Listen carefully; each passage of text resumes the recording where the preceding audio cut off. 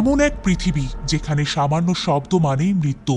মানুষ ভয়ে কোনো কথা বলে না, হাঁটে নিঃশব্দে, এমনকি নিঃশ্বাস নিতেও ভয় পায়। কিন্তু কেন? কে ওদের এমন ভয় দেখাচ্ছে? আর যদি হঠাৎ তাদের কাছ থেকে একটুখানি শব্দ বেরিয়ে যায়, তবে কি ঘটবে? সব রহস্য আর ভয়ঙ্কর সত্য জানতে হলে পুরো ভিডিওটি অবশ্যই শেষ পর্যন্ত দেখুন। মুভিটি শুরু হয় একটা নির্জন বাজারে, যেখানে আমরা দেখি একটা পরিবার চুপচাপ প্রয়োজনীয় জিনিসপত্র সংগ্রহ করছে। তারা এতটাই ভীত ছিল যে তারা একে অপরের সাথে কথাও বলতে পারছিল না। তারা কেবল ইশারার মাধ্যমে একে অপরকে ব্যাখ্যা করছিল। এখানে এমন কিছু ছিল যা তাদেরকে একেবারে চুপ করে থাকতে বাধ্য করছিল। এই পরিবারের প্রধানের নাম লি, আর তার স্ত্রীর নাম এভিলিন। তার বড় মেয়ে রিগান, যে ছোটবেলা থেকেই কানে শোনে না, এবং তাদের আরো দুটো ছেলে রয়েছে। একজনের নাম মার্কাস আর আরেকজনের নাম বউ। বউ বয়সে অনেক ছোট, তাই সে অনেক কিছুই বুঝতে পারে না। সে উপরের আলমারিতে একটা খেলনা রকেট দেখতে পায়।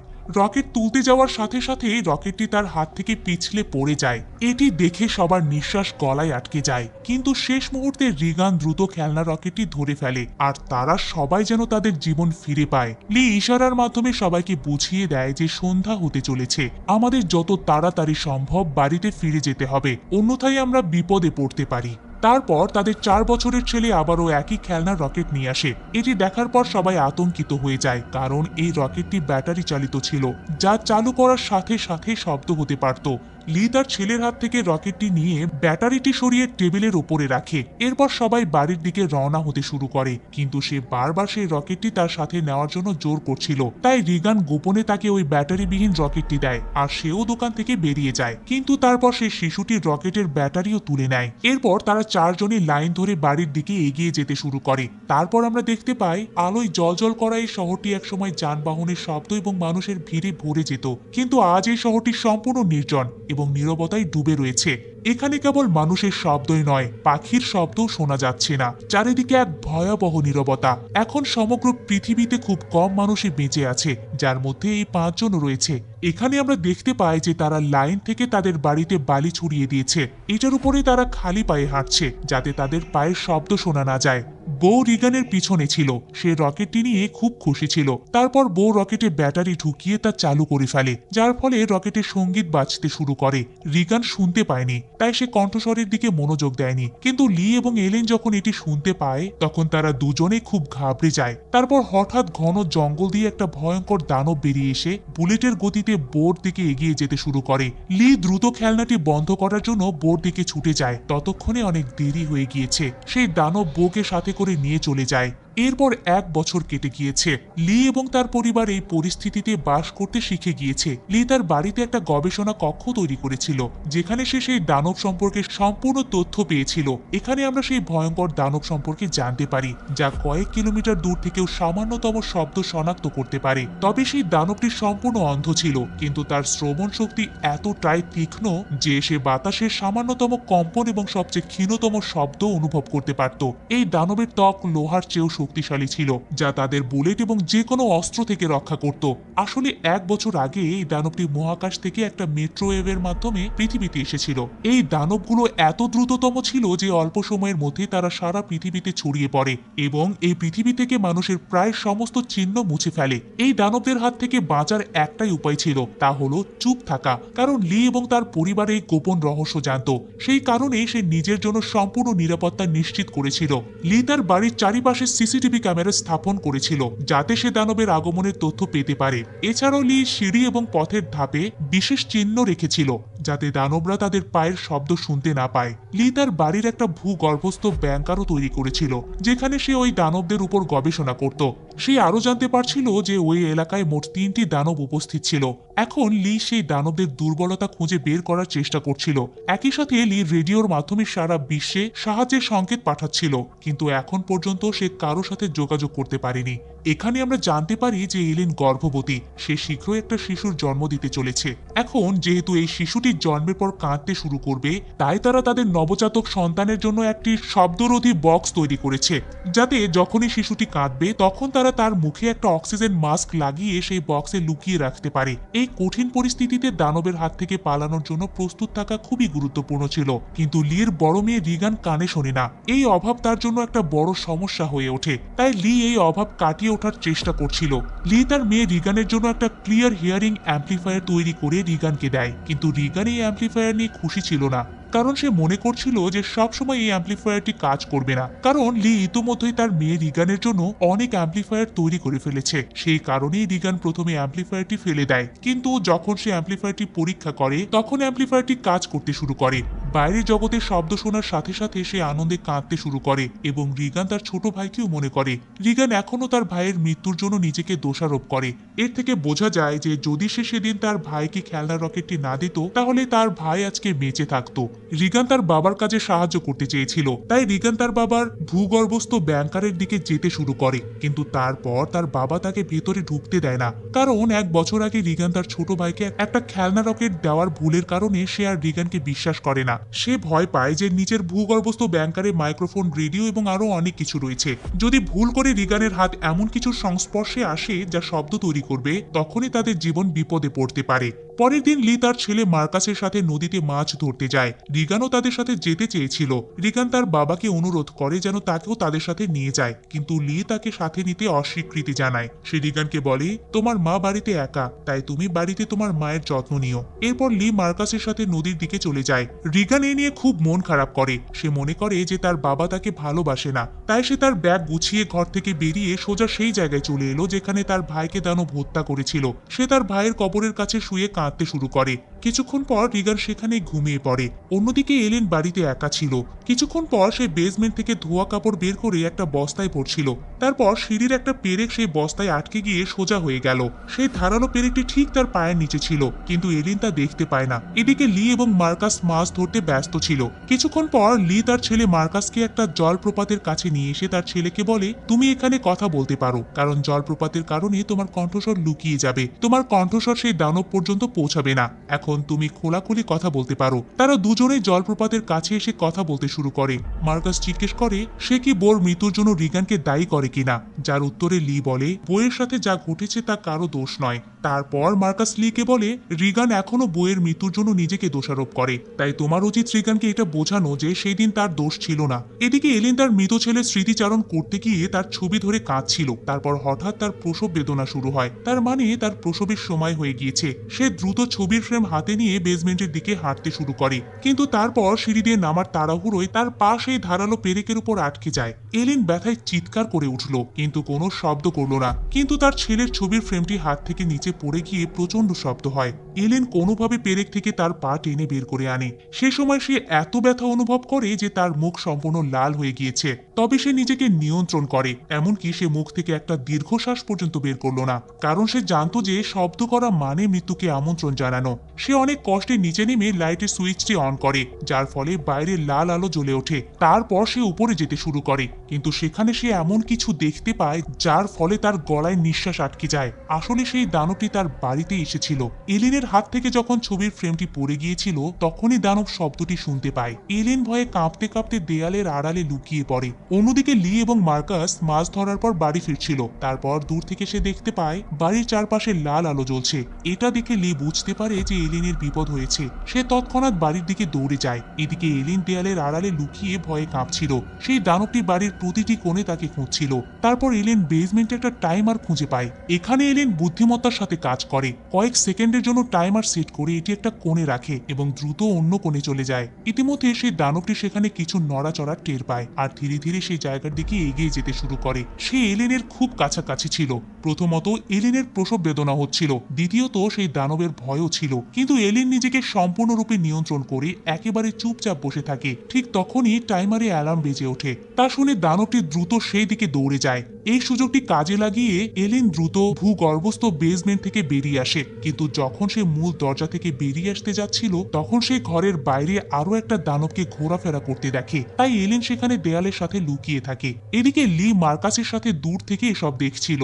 লি এসব দেখে বুঝতে পারে সে যদি এখন তার স্ত্রীকে বাঁচানোর জন্য আসে তাহলে সেই স্ত্রীকে বাঁচানোর পরিবর্তে প্রাণ হারাবে, কারণ এই দানবের শরীর এতটাই শক্তিশালী যে তাকে বন্দুক দিয়ে হত্যা করা অসম্ভব। তাই সে তার তৈরি করা পরিকল্পনা অনুযায়ী কাজ শুরু করে। ফ্লেয়ার রকেটগুলি দ্রুত গুলি করতে বলে। এরপর মার্কাস দ্রুত রকেটের দিকে দৌড়ে দৌড়ে যায়। অন্যদিকে এলিন প্রচন্ড ব্যথায় দৌড়ে উপরের তলার দিকে যায়। এখন সে আর সহ্য করতে পারছিল না, সে বাচ্চাটির জন্ম দিতে যাচ্ছিল। ঠিক তখনই দানবটি তার কান্নার শব্দ শুনে সেখানে চলে যায়। এখন এলিন বুঝতে পারে যে তার বেঁচে থাকা একদম অসম্ভব। তারপরে মার্কাস রকেট ছুড়ে মারল, যার ফলে আকাশে তীব্র শব্দে আগুন জ্বলতে শুরু করে। এই শব্দ শুনে দানবটি এলিনকে সেখানে রেখে দ্রুত শব্দের দিকে দৌড়ে যায়। একই মুহূর্তে এলিন জোরে চিৎকার করে ওঠে, যার কণ্ঠস্বর রকেটের শব্দে ডুবে যায়। রিগান দূর থেকে রকেটের শব্দ এবং আলো দেখতে পেয়ে বাড়ির দিকে রওনা দেয়। কিছুক্ষণ পর লি বন্দুক নিয়ে বাড়ির ভেতরে আসে। সে দেখতে পায় সিঁড়িতে রক্তাক্ত পায়ের ছাপ। লি পথ অনুসরণ করে বাথরুমে পৌঁছায়। সেখানে পৌঁছে সে দেখতে পায় যে বাথরুমটি রক্তে লাল হয়ে গিয়েছে। এসব দেখে সে বুঝতে পারে সেও দানবের শিকার হয়ে গিয়েছে। লি সেখানে বসে কান্না করছে, কিন্তু তখনই কেউ একজন ঝর্ণা ঘরের কাছে হাত রাখলো। সেটার অন্য কেউ নয়, এলিন। এই কঠিন পরিস্থিতিতেও এলিন নিজেকে সামলে নিয়ে একটা পুত্র সন্তানের জন্ম দিল। এলিনকে জীবিত পেয়ে লি অবাক হয়ে যায়। এখন শিশুর কান্নার শব্দ শোনার আগেই লি তৎক্ষণাৎ এলিন এবং শিশুটিকে তুলে বেসমেন্টের ভূগর্ভস্থ ঘরে নিয়ে যায়, যেখানে সে শিশুর জন্য একটা শব্দরোধী বক্স তৈরি করেছিল। কিন্তু বেসমেন্টে প্রবেশের আগে শিশুটি কাঁদতে শুরু করে। কান্নার শব্দ শুনে দৈত্যটি দ্রুত তাদের দিকে এগিয়ে আসতে থাকে। লি দ্রুত ভূগর্ভস্থ ঘরে প্রবেশ করে আর একটা মোটা গদি দিয়ে দরজা ঢেকে দেয়। লি তৎক্ষণাৎ শিশুটির মুখে অক্সিজেন মাস্ক লাগিয়ে তাকে একটা বক্সে বন্ধ করে দেয়, যা তার কান্না থামায়। তারপর দুজনে স্বস্তির নিঃশ্বাস ফেলে। এখানে লি তার স্ত্রী এলিনকে বলে, আমি এই প্রাণীদের দুর্বলতা জেনেছি। এখন শীঘ্রই আমি তাদের জন্য এমন কিছু যন্ত্র প্রস্তুত করতে যাচ্ছি যার সাহায্যে এই প্রাণীগুলো আমাদের ক্ষতি করতে পারবে না। এর মধ্যে রিগানও বাড়ি ফিরছিল। তখন সে মাঠের মাঝখানে একটা আলো জ্বলতে দেখে। রিগান দ্রুত সেই আলোর দিকে এগিয়ে যেতে শুরু করে, কিন্তু সে এটা বুঝতে পারে না যে একটা দানব তাকে অনুসরণ করে তার পিছু নিচ্ছে। দানবটি যখন রিগানকে হত্যা করতেই যাবে, ঠিক তখনই রিগানের শ্রবণ যন্ত্র থেকে তীব্র এবং উচ্চ ফ্রিকোয়েন্সি বের হতে শুরু করে। এই তীক্ষ্ণ শব্দের কারণে সেই দানবটি ব্যথায় কাঁপতে শুরু করে, যেন এই শব্দটি সেই দানবের কানের ভেতরে সূঁচের মতো খোঁচা দিচ্ছিল। এই দানবটি বেশিক্ষণ এই শব্দ সহ্য করতে পারে না, তাই দ্রুত সেখান থেকে পালিয়ে যায়। এই শব্দটি রিগানের কানেও জ্বালা করছিল, কিন্তু সেই দানবটি সেখান থেকে পালিয়ে যাওয়ার সাথে সাথে রিগানের কানের ব্যথা বন্ধ হয়ে যায়। কিন্তু রিগান বুঝতে পারে না কেন তার শ্রবণ যন্ত্রটি এমন করলো। সে এতে খুব একটা মনোযোগ না দিয়ে আলোর কাছে পৌঁছায়। তারপর সে বুঝতে পারে যে আলোটি একটা টর্চ থেকে এসেছে। রিগান টর্চ তুলতে যাওয়ার সাথে সাথে হঠাৎ কেউ তার হাত ধরে ফেলে। সেটার অন্য কেউ ছিল না, সেটা ছিল মার্কাস। সে এখানে লুকিয়ে ভয়ে কাঁপছিল। মার্কাস রিগানকে বলে, আমি তোমাকে ঝোপের আড়ালে লুকিয়ে থাকতে দেখেছি। সেই দানবটিও তোমার পিছনে পিছনে আসছিল, কিন্তু আমি কিছুই বুঝতে পারছিলাম না কেন সেই দৈত্যটি তোমার কাছে আসার সাথে সাথে হঠাৎ পালিয়ে গেল। এই কথা শুনে রিগান খুব ভয় পেয়ে যায়, কারণ সে জানতো না যে দৈত্যটি তার পিছনেই আসছিল। অন্যদিকে এলিন তার সন্তানদের নিয়ে চিন্তিত হয়ে পড়ে। সে তার স্বামীকে বলে, আমি খুবই ভয় পাচ্ছি। সেই দৈত্যটি হয়তো আমার সন্তানদের খেয়ে ফেলবে। তুমি দ্রুত আমার সন্তানদের খুঁজে বের করো। এই কারণে লি তার স্ত্রী এবং সন্তানকে ঘুম পাড়িয়ে ভূগর্ভস্থ ঘর থেকে বেরিয়ে যায়। প্রথমে সে সেখানে দানবটিকে খুঁজতে শুরু করে, কিন্তু এখন সেই দানবটি সেখান থেকে চলে গিয়েছিল। দানবটি যাওয়ার আগে পুরো ঘর ধ্বংস করে দিয়েছিল, যার কারণে সেখানে থাকা একটা জলের পাইপও ভেঙে যায়, যার ফলে জল সরাসরি ভূগর্ভস্থ ঘরে চলে যাচ্ছিল। কিন্তু লি এতে কোনো মনোযোগ না দিয়ে সে শিশুদের খুঁজতে মাঠের দিকে রওনা দেয়। এদিকে মার্কাস এবং রিগান শস্য সংরক্ষণের ট্যাঙ্কের উপরে লুকিয়ে আছে। তারা সেখানে আগুন ধরিয়ে দেয় যাতে তাদের বাবা আগুন দেখে সেখানে আসে। লিও তার বাচ্চাদের এখানে সেখানে খুঁজতে শুরু করে। এদিকে জলের শব্দে এলিনের চোখ খুলে যায়। সে দেখতে পায় যে পুরো বেসমেন্টটি জলে ভরে গিয়েছে। জলধারার মতো উপর থেকে জলধারা নেমে আসছে। তখনই এলিনের চোখ যায় তার সন্তানের বক্সের উপরে। সেই বক্সটি খোলা ছিল, কিন্তু সেখান থেকে শিশুর সামান্যতম শব্দ ভেসে আসছিল না। এলিন বক্সের দিকে যাওয়ার সাথে সাথেই সে বক্সের কাছে তার সামনে একটা দানবকে দেখতে পায়। এলিন তাকে দেখে অত্যন্ত ভয় পেয়ে যায়। এলিন ভাবলো হয়তো দৈত্যটি তার বাচ্চাটিকে খেয়ে ফেলেছে, কারণ এলিন বক্সটি দেখতে পাচ্ছিল না। বক্সটি তার থেকে বেশ দূরে ছিল, সেজন্য সে দেখতে পেল না তার বাচ্চাটি এখনো বেঁচে আছে কিনা, নাকি দৈত্য তাকে খেয়ে ফেলেছে। তাই সে ধীরে ধীরে বক্সের দিকে এগিয়ে যেতে থাকে। তারপর সেই দানবটিও জলে ডুবে যায়। এলিন যখন বক্সের কাছে যায় তখন সে দেখতে পায় তার বাচ্চাটি নিরাপদে আছে। ভাগ্যক্রমে শিশুটি কোনো শব্দ করেনি, যার কারণে তার জীবন রক্ষা পেয়েছে। সে তার বাচ্চাটিকে নিয়ে এক কোণে চুপচাপ দাঁড়িয়ে রইল। কিন্তু সেই দানবটি এলিনের কাছে মৃত্যুর মতো ঝুলেছিল। যদি বাচ্চাটির মুখ থেকে সামান্যতম কান্নার শব্দ বের হতো, তার মৃত্যু নিশ্চিত ছিল। অন্যদিকে রিগান এবং মার্কাস তাদের বাবার জন্য অপেক্ষা করতে করতে ক্লান্ত হয়ে পড়ে। রিগানের মনে হচ্ছিল যে তার বাবা তাদের উদ্ধার করতে আসবে না, তাই সে একা বাড়ি যেতে চেয়েছিল। কিন্তু মার্কাসের তার বাবার উপর বিশ্বাস ছিল। তার বোনকে চলে যেতে দেখে মার্কাস তাকে থামানোর চেষ্টা করে, কিন্তু যখনই সে তার বোনকে থামাতে এগিয়ে যায় তখন তার পা পিছলে ট্যাঙ্কের ভেতরে পড়ে যায়। পড়ে যাওয়ার সময় মার্কাসের মুখ থেকে একটা বিকট শব্দ বেরিয়ে আসে। এই শব্দ শুনে যে দানবটি এলিনকে ঘরে খুঁজছিল, সেই দানবটি তৎক্ষণাৎ সেই আওয়াজের দিকে দৌড়ে আসতে শুরু করে। এর ফলে এলিন বেঁচে যায়, কিন্তু এখন মার্কাসের জীবন বিপন্ন। শস্য ভর্তি সেই ট্যাঙ্কটি জলাভূমির মতো ছিল। সে যত বেশি বেরিয়ে আসার চেষ্টা করছিল ততই সে তার মধ্যে ডুবে যাচ্ছিল। ঠিক তখনই রিগান ট্যাঙ্কের দরজা ভেঙে নিচের শস্যের মধ্যে ফেলে দেয় এবং সেও ট্যাঙ্কে ঝাঁপ দেয়। মার্কাস শস্যের মধ্যে ডুবেই যাচ্ছিল। ঠিক তখনই রিগান তাকে টেনে বের করে আনে, আর দুজনেই দরজার ওপারে বসে নিজেদের জীবন বাঁচায়। কিন্তু দানবটি তাদের দুজনের নড়াচড়া শুনতে পেয়েছিল, তাই দানবটি দ্রুত মাঠের মধ্য দিয়ে ট্যাঙ্কের দিকে এগিয়ে যায়। লি দানবটিকে ট্যাঙ্কের দিকে দ্রুত যেতে দেখে সে বুঝতে পারে যে তার দুই সন্তান শস্যের ট্যাঙ্কের কাছেই আছে। রিগান মার্কাসের জীবন বাঁচিয়েছিল, কিন্তু তাতে কোনো লাভ হলো না, কারণ এত হট্টগোলের পর মৃত্যুর ছায়া দ্রুত তাদের কাছে আসছিল। পরের মুহূর্তে সেই দানবটিও ট্যাঙ্কের ভেতরে ঝাঁপিয়ে পড়ে। যখন সে তাদের দুজনকে হত্যা করার জন্য এগিয়ে যায়, তখনই রিগানের শ্রবণ যন্ত্র থেকে আবার একটা তীব্র শব্দ আসতে শুরু করে। এই শব্দ সেই দানবের জন্য খুবই যন্ত্রণাদায়ক, তাই সে তাদের হত্যা না করে সেখান থেকে চলে যায়। রিগান এবং মার্কাস অল্পের জন্য মৃত্যু থেকে রক্ষা পেয়ে ট্যাঙ্ক থেকে বেরিয়ে আসে। বাইরে লিও তাদের খুঁজতে এসেছিল। সে তার সন্তানদের নিরাপদ এবং সুস্থ দেখে খুশি হয়। এই সময় এলিনও সিসিটিভি রুম থেকে দেখছিল সবকিছু। তারপর লি বুঝতে পারে যে দানবটি এখনো আশেপাশে রয়েছে, তাই সে তৎক্ষণাৎ বাচ্চাদের সামনের গাড়ির দিকে পাঠিয়ে দিয়ে সে নিজে একটা কুঠার তুলে চারপাশে তাকাতে থাকে, কিন্তু সেই প্রাণীটি ঠিক তার উপরেই ছিল। লি পেছনে ফিরে তাকানোর সাথে সাথে দৈত্যটি তাকে আক্রমণ করে দূরে ছুঁড়ে ফেলে দেয়। এইসব দেখে মার্কাস লিকে ডাকতে শুরু করে। মার্কাসের শব্দ শুনে দানব তার অবস্থান সম্পর্কে জানতে পারে। দানবটি তখন মার্কাস এবং রিগানের দিকে এগিয়ে যেতে শুরু করে, কিন্তু তারপর আবারও রিগানের শ্রবণ যন্ত্র থেকে ফ্রিকোয়েন্সি বের হতে শুরু করে। সেই শব্দ রিগানকেও বিরক্ত করছিল, তাই রিগান তার শ্রবণ যন্ত্রটি বন্ধ করে দেয়। এটি ছিল তার সবচেয়ে বড় ভুল। এই যন্ত্র থেকে যে ফ্রিকোয়েন্সি বের হচ্ছিল তা ছিল সেই দানবের দুর্বলতা, যা দানবটি মোটেও সহ্য করতে পারছিল না। কিন্তু রিগান অজান্তেই মেশিনটি বন্ধ করে নিজের মৃত্যুকে আমন্ত্রণ জানিয়েছিল। পরের মুহূর্তে দানবটি গাড়িতে ঝাঁপিয়ে পড়ে আর মার্কাসের কাছে পৌঁছানোর চেষ্টা করে। ইতিমধ্যে লি জ্ঞান ফিরে পায়। তার সন্তানদের বিপদ দেখে সে বুঝতে পারে সে কখনো এর সাথে লড়াই করে দানবটিকে হত্যা করতে পারবে না, তাই এখন সে কেবল একটি উপায় দেখতে পেল। সেই ইশারার মাধ্যমে রিগানকে বলে, আমি তোমাকে খুব ভালোবাসি। বইয়ের মৃত্যুর জন্য আমি কখনো তোমাকে দায়ী করিনি। যতক্ষণ আমি আছি ততক্ষণ তোমার কিছুই হতে পারে না। এরপর লি জোরে চিৎকার করতে শুরু করে। এই শব্দ শুনে দানব লির দিকে ছুটে যায় এবং এক ধাক্কায় তাকে ছিঁড়ে টুকরো টুকরো করে ফেলে। রিগান তার বাবার মৃত্যু দেখে খুবই দুঃখিত হয়, কারণ সে আগে ভেবেছিল তার বাবা তাকে ভালোবাসে না, কিন্তু এখন সে বুঝতে পারলো যে সে ভুল করেছে। লিকে হত্যা করার পর দানবটি সেখান থেকে চলে যায়। অন্যদিকে এলিনো সিসিটিভির মাধ্যমে সবকিছু দেখছিল। একই সাথে রিগান গাড়ি স্টার্ট করে তার ভাইয়ের সাথে বাড়িতে যায়। এলিন তার বাচ্চাদের নিরাপদে দেখতে পেয়ে তাদের জড়িয়ে ধরে। তারপর এলিন দেখতে পায় যে দানবটি এবার তাদের দিকেই আসছে। এরপরে লোকেরা দ্রুত বাড়ির ভেতরে চলে যায়, যেখানে মার্কাস এবং রিগান তাদের ছোট ভাইয়ের দেখাশোনা করে। রিগান তখন দেখতে পায় যে তার বাবা তার ককলিয়ার ইমপ্লান্ট করানোর জন্য কতটা পরিশ্রম করেছেন। এখন সে তার বাবাকে অনেক মিস করতে শুরু করে। কিছুক্ষণ পর সেই দানবটি তাদের বাড়িতে প্রবেশ করে। এলিন তার দিকে বন্দুক তাক করে তার সামনেই দাঁড়িয়েছিল।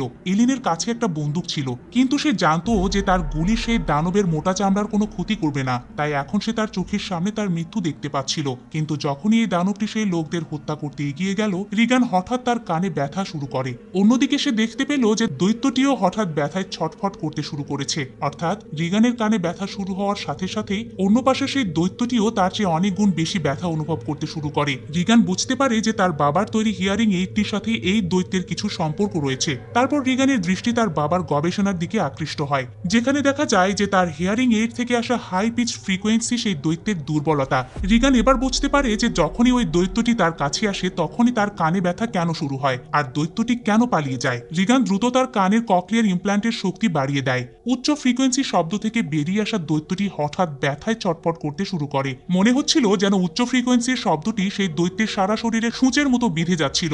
এখানে রিগানের মাও বুঝতে পারে যে এই সমস্ত জাদু ককলিয়ার ইমপ্ল্যান্টের কারণে, কিন্তু শক্তি বৃদ্ধির কারণে রিগানের কানেও ব্যথা শুরু হয়। তাই রিগান বুদ্ধি করে শ্রবণ যন্ত্রটি সেখানে রাখা একটা মাইক্রোফোনের সাথে সংযুক্ত করে, যার ফলে উচ্চ ফ্রিকোয়েন্সি শব্দ তরঙ্গ আরো বেশি হয়ে যায়। এখন এই দানবটি প্রচন্ড ব্যথায় ভুগছিল এবং তার মাথার খুলির বর্মটি নিজে থেকে খুলতে শুরু করেছিল। বর্মটি খোলার সাথে তার মুখটি দৃশ্যমান হওয়ার সাথে সাথে এলিন সরাসরি তার মুখের উপর একটা শর্ট গুলি চালান, যার ফলে তার খুলি বেলুনের মতো ফেটে যায় আর অবশেষে সেই দানবটি মারা যায়। তবে বিপদ তখনও শেষ হয়নি। গুলির শব্দ শুনে এলাকার উপস্থিত অন্য দানবও তাদের দিকে আসতে শুরু করে, কিন্তু এখন এলিন এবং রেগান সেই দানবদের দুর্বলতা বুঝতে পেরেছিল। তাই রেগান মাইকটি পূর্ণ ভলিউমে চালু করে আর এলিন সেই দানবদের হত্যা করার জন্য প্রস্তুত হয়। এর সাথে শেষ হয় মুভিটি। এই ছিল আজকে আজকের গল্প, যেখানে নীরবতা মানেই বেঁচে থাকা। আপনার কাছে প্রশ্ন রইল, আপনি যদি এমন পরিস্থিতিতে পড়েন, একটুও শব্দ না করে কতদিন বাঁচতে পারবেন? আপনার উত্তর কমেন্টে জানাতে ভুলবেন না। আর পুরো ভিডিওটা যদি ভালো লেগে থাকে তবে লাইক দিন, শেয়ার করুন আর চ্যানেলটা সাবস্ক্রাইব করে পাশেই থাকুন, কারণ সামনে আসছে আরো ভয়ঙ্কর রহস্য আর শিহরণ জাগানো গল্প।